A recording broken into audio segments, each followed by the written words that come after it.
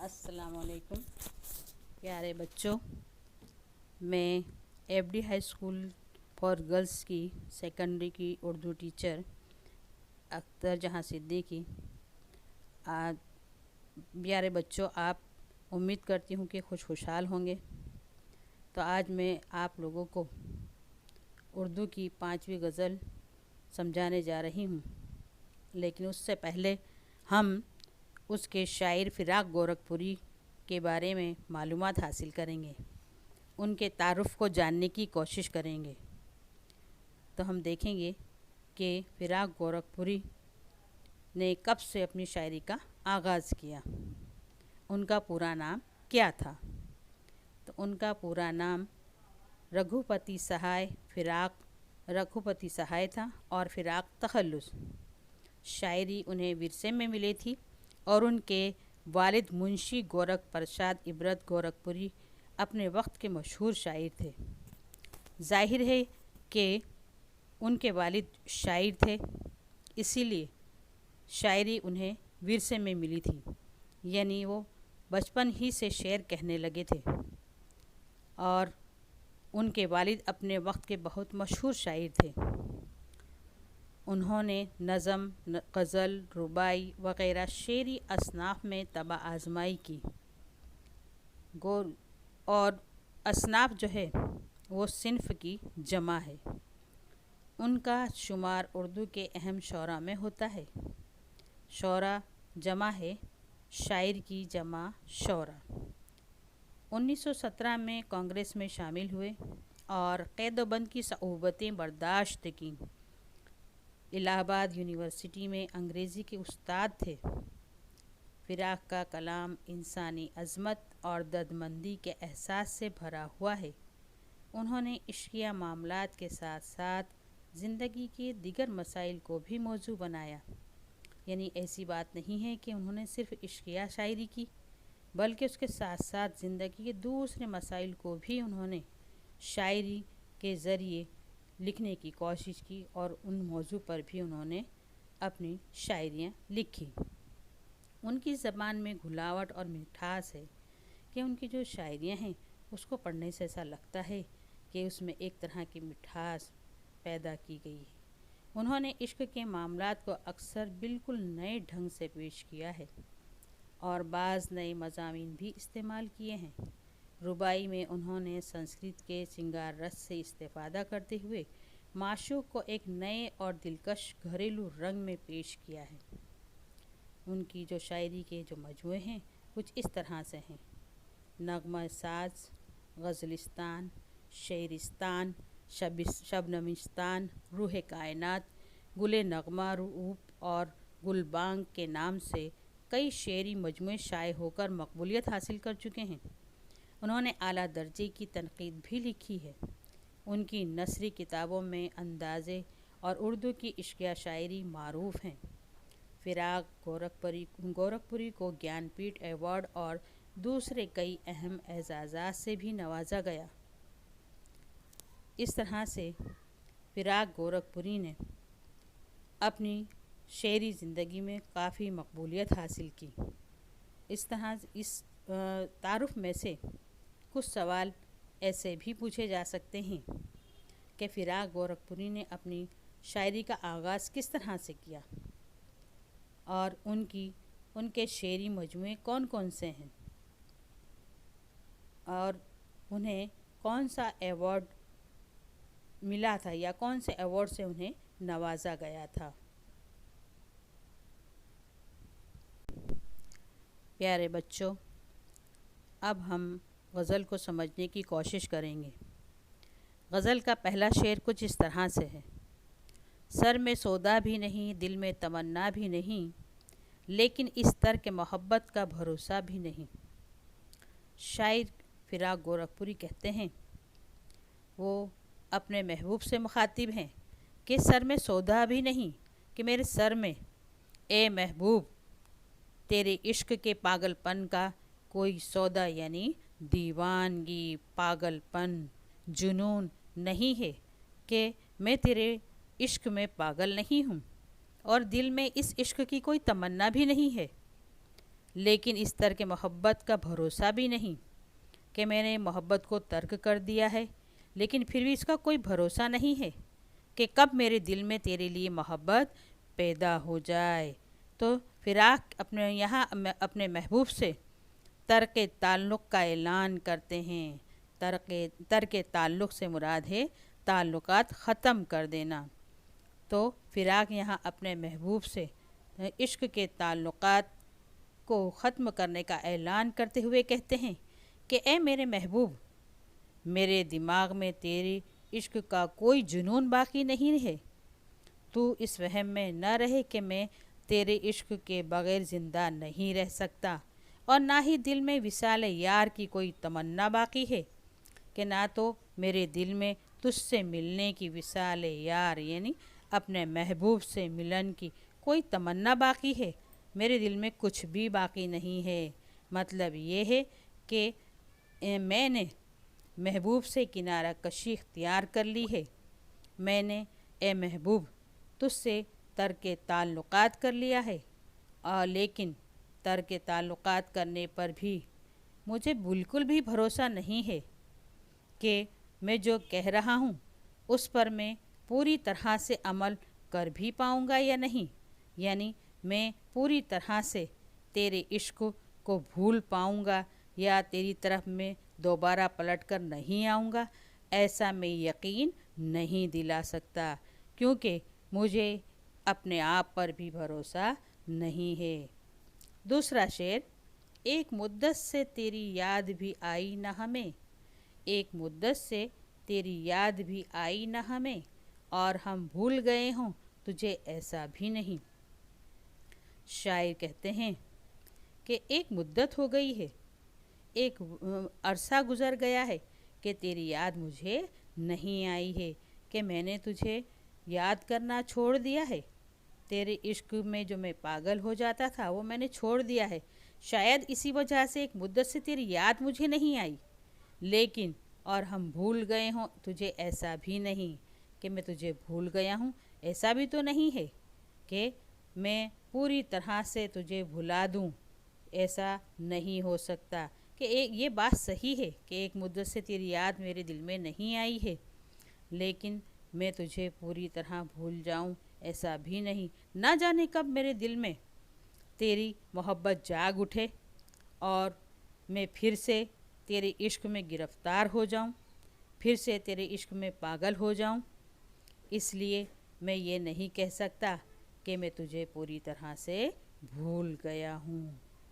तीसरा शेर है, यूँ तो हंगामे उठाते नहीं दीवाना इश्क, मगर ए दोस्त कुछ ऐसों का ठिकाना भी नहीं। कि यूँ तो हंगामे उठाते नहीं दीवाना इश्क, कि यूँ तो जो इश्क में गिरफ़्तार होते हैं, जो आशिक होते हैं, वो इश्क की दीवानगी में हंगामे यानी शोरगुल नहीं मचाते। और क्यों? क्योंकि वो इस बात से वाकिफ़ होते हैं कि अगर उन्होंने इश्क के अंदर दीवानगी में शोरगुल मचाया, हंगामे किए, तो उनका महबूब जो है वो बदनाम हो जाएगा, और वो अपने महबूब की बदनामी होने देना नहीं चाहते। वो ये चाहते हैं कि उनका इश्क यूँ ही चलता रहे, किसी को इसका कोई सुराग न मिले। मगर ए दोस्त कुछ ऐसों का ठिकाना भी नहीं, कि ऐसे लोगों का कोई ठिकाना नहीं कि कब उनके ऊपर इश्क का जुनून तारी हो जाए और वो कब हंगामा करने लगे। तो शायर कहते हैं कि ऐसे इश्क में पागल लोगों का कोई ठिकाना नहीं होता, ना जाने कब वो इस इश्क को जो है बदनाम कर दें, कब उन पर इश्क की दीवानगी तारी हो जाए और वो सब लोगों को इस बात का पता चल जाए कि वो किसी के इश्क में पागल हैं। उसके बाद का चौथा शेर है, दिल की गिनती न यगानों में न बेगानों में, दिल की गिनती न यगानों में न बेगानों में, लेकिन इस जलवा गहे नाज से उठता भी नहीं। शायर अपने आप से कहते हैं कि दिल की गिनती, कि मेरे दिल की गिनती न यगानों में है, ना तो अपनों में। यगानों से मुराद है अपने, और बेगाने से मुराद है पराए। تو شاعر نے اس شعر کے اندر یگانہ اور بیگانہ دونوں کو ایک دوسرے کی ضد کے طور پر استعمال کیا ہے۔ تو اس شعر کے اندر صنعت تضاد ہے کہ صنعت تضاد یعنی کہ جب شاعر کسی شعر کے اندر ایسے دو الفاظ استعمال کرتا ہے کہ جن کے معنی ایک دوسرے کی ضد ہوں تو اسے صنعت تضاد کہتے ہیں۔ جیسے یہاں پر یگانوں اور بیگانوں یہ دونوں ایک دوسرے کی ضد ہیں، اس لیے شعر کی اس خوبی کو ہم کہیں گے صنعت تضاد۔ تو شاعر کہتا ہے کہ دل کی گنتی نہ یگانوں میں نہ بیگانوں میں، کہ میرے دل کی گنتی نہ تو اپنوں میں ہے نہ بیگانوں میں ہے، یعنی میرا محبوب جو ہے وہ میری طرف متوجہ نہیں ہوتا، اسے مجھ سے کوئی لگاؤ نہیں ہے، میں ہی اس کے عشق میں پاگل ہو گیا ہوں، لیکن کیا کروں کہ میں اس کے آستانے پر جاتا ہوں، اس کے ٹھکانے پر جاتا ہوں، تو وہاں پر جا کر بھی میں گھنٹوں بیٹھا رہتا ہوں، حالانکہ یہ جانتے ہوئے بھی کہ میرا محبوب مجھ سے محبت نہیں کرتا، لیکن اس جلوہ گہ ناز سے اٹھتا بھی نہیں۔ جلوہ گہ، جلوہ یعنی کہ اس کی جھلک، صورت نظر، جلوہ نظر آنا، صورت نظر آنا، گہ یعنی جگہ، تو جلوہ گہ ناز سے اٹھتا بھی نہیں کہ میں اس محبوب کے اس جگہ پر، اس مقام پر بیٹھا ہوں جا کر کہ جہاں اس کا جلوہ نظر آ جائے، لیکن وہاں اس کا جلوہ مجھے نظر نہیں آتا، کہ جلوہ نظر نہیں آتا اس کے باوجود بھی میرا دل جو ہے وہ مجھے اس ٹھکانے سے اٹھنے نہیں دیتا، حالانکہ میں جانتا ہوں کہ میرا محبوب میری طرف متوجہ نہیں ہے، اس سے میری کوئی پرواہ نہیں ہے، لیکن اس کے باوجود بھی میں اس کے جلوہ گہ ناز پر بیٹھا ہوں اور اٹھنے کا نام نہیں لیتا، کیونکہ مجھے ایسا بھرم ہے، مجھے ایسا لگتا ہے کہ شاید کچھ دیر کے بعد ہی میرا محبوب مجھے اپنا جلوہ دکھائے گا، وہ ضرور میرے سامنے جلوہ افروز ہوگا، میں اس کا جلوہ دیکھ سکوں، اس کی ایک جھلک دیکھ لوں گا، اور اس کی ایک جھلک دیکھنے کے بعد میرے دل کو سکون مل جائے گا، لیکن ایسا نہیں ہوتا، میرا محبوب میرے سامنے نہیں آتا اور دل مجھے اس مقام سے اٹھنے بھی نہیں دیتا۔ اس کے بعد کا 5واں شعر ہے: آج غفلت بھی ان آنکھوں میں ہے پہلے سے سوا، آج ہی خاطر بیمار شکیبہ بھی نہیں۔ شاعر کہتے ہیں کہ آج غفلت ہے، مجھ پر غشی طاری ہے، کہ آج اور دنوں سے زیادہ اس بیمار پر غشی طاری ہے، بہت زیادہ غفلت ہے، اور اس غفلت کی وجہ سے شاعر کو ایسا لگتا ہے کہ شاید اس کی بیماری کی خبر سن کر اس کا محبوب اس کی تیمارداری کے لیے ضرور آئے گا، اس کی عیادت کے لیے ضرور آئے گا، لیکن یہ بھی اس کا ایک وہم ہے کہ آج غفلت بھی آنکھوں میں ہے پہلے سے سوا، کہ آج میری آنکھوں میں زیادہ غفلت ہے، زیادہ غشی چھائی ہوئی ہے، لیکن مجھے ایسا لگتا ہے کہ آج میرا محبوب ضرور آئے گا، لیکن ایسا نہیں ہوا۔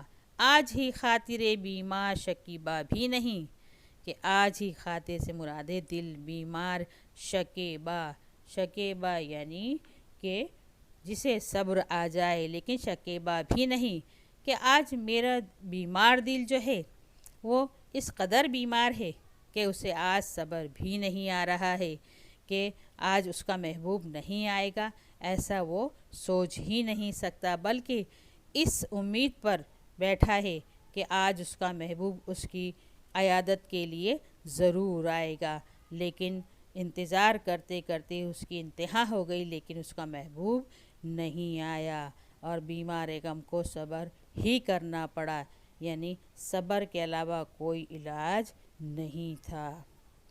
ہم اسے منہ سے برا تو نہیں کہتے فراق، دوست تیرا ہے مگر آدمی اچھا بھی نہیں۔